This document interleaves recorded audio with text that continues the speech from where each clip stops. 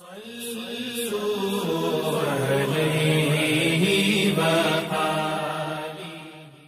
اللہ الرحمن الرحیم۔ صحیح بخاری حدیث نمبر 551۔ انس بن مالک نے فرمایا کہ ہم عصر کی نماز پڑھتے نبی کریم صلی اللہ علیہ وسلم کے ساتھ، اس کے بعد کوئی شخص قباء جاتا اور جب وہاں پہنچ جاتا تو سورج ابھی بلند ہوتا تھا۔